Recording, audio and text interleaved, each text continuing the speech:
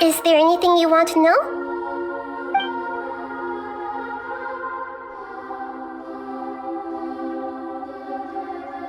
You mean, what happened after the doctor put you to sleep? Not exactly. The top-ranked Fatui Harbingers, up to number 3, possess power comparable to that of gods. I was no match for him in that kind of situation.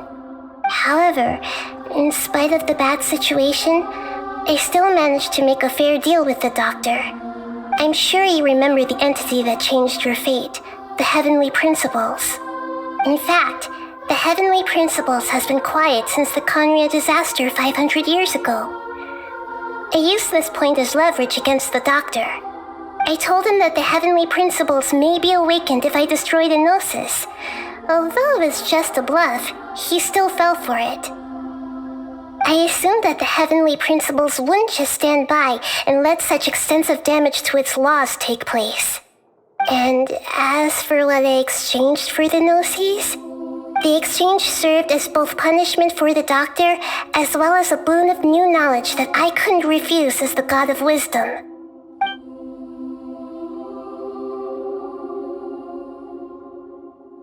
He's still in a coma. I've hidden him like how one would hide a feather. I know you have many misgivings about him, but as someone who had become a god, he has retained a number of very useful features. Don't worry, I'll keep an eye on him and make sure he doesn't do any evil. In addition, there are still some mysteries left in him.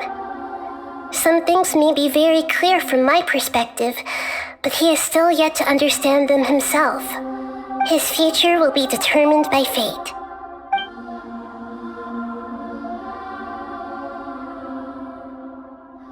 Is that where you're headed next? Fontaine, the Nation of Justice? As far as I know, that nation operates in a judicial system. Does their Archon personally judge people? No, there's a Chief Justice in Fontaine. Generally speaking, the Hydra Archon, Focalor, won't preside over individual trials. However, even then, Focalor will still make herself present at just about every trial. It seems that she just likes to immerse herself in that sort of atmosphere. As Archon, she still reserves the right to influence the final verdict. Anyway, let's just say she's got, a very unique personality. After recent events, the Akasha can no longer function as it used to. I've given it some thought, and have decided to shut it down permanently. But this is definitely not a bad thing. Even from the beginning, I've been planning to shut it down.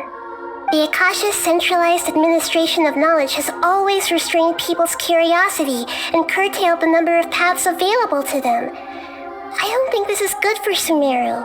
Although people may initially feel a little uncomfortable with the loss of the Akasha, they will soon understand that this life is more suitable for them. And as for the future of Sumeru, I'm preparing to regain control of the academia. The former sages have received their punishment, but the new sages have yet to be selected. I will oversee the process personally. I hope that the new 6th grade sages will be more focused on academics. Sumeru needs such leaders more than ever.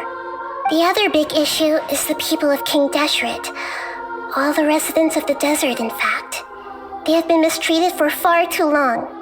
I've already taken some measures to address this. It will take some time to rebuild everything, but no matter if it's culture, friendship, or trust, we will rebuild it. Are you sure? Isn't there something else you haven't asked about yet? Huh? You mean... About your brother. While you were resting at Gandharvaville, I took some time to perform an Irminsul search for information on your brother.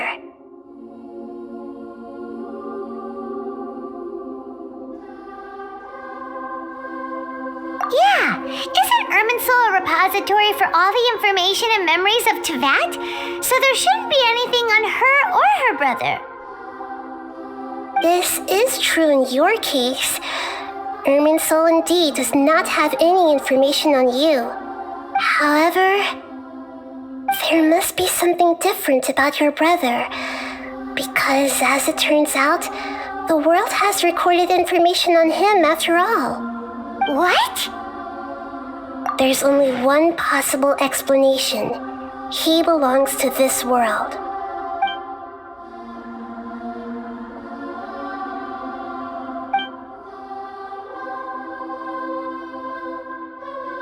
But nothing about this makes any sense! Wasn't this your first trip to Teyvat?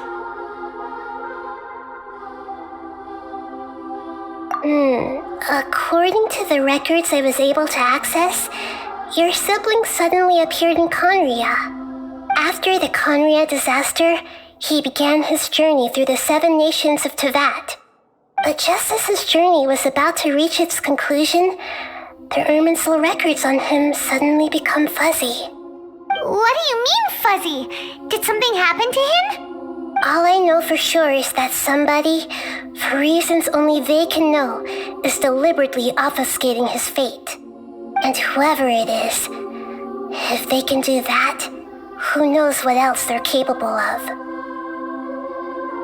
But even that wouldn't explain how he somehow comes from this world. Something else I noticed was that according to these records, the Fatui have not classified your sibling as one of the Descenders. What's a Descender? Paimon's never heard of it.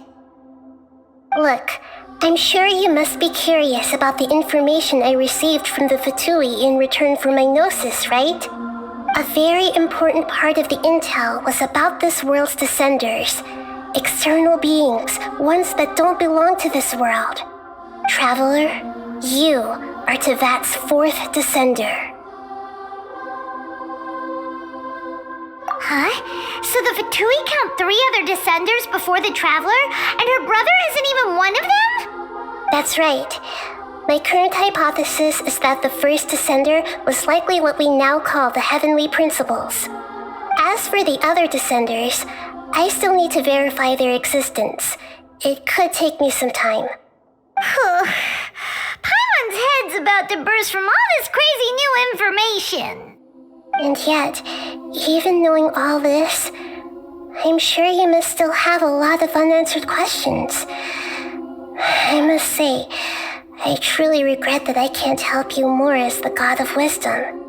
There are many questions in my heart as well. I will need some time to go through each one of them. And soon, you'll also begin your journey anew and depart from Sumeru. I'm very interested in your future. It's a journey that can't be observed or recorded by this world. If fate is the ultimate knowledge, then your future will be the ultimate fate. Paimon's sure glad we got to meet you, Nahida. The pleasure is all mine. I can't thank you enough. Alright, that's enough talk for today. If you ever miss me, just close your eyes, and maybe I'll appear in your dreams.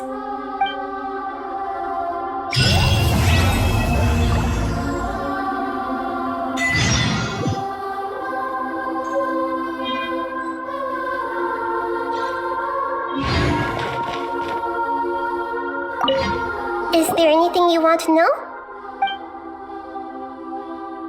And soon, you'll also begin your journey anew and depart from Sumeru. I'm very interested in your future. It's a journey that can't be observed or recorded by this world. If fate is the ultimate knowledge, then your future will be the ultimate fate. Paimon's sure glad we got to meet you, Nahida. The pleasure is all mine. I can't thank you enough. Alright, that's enough talk for today.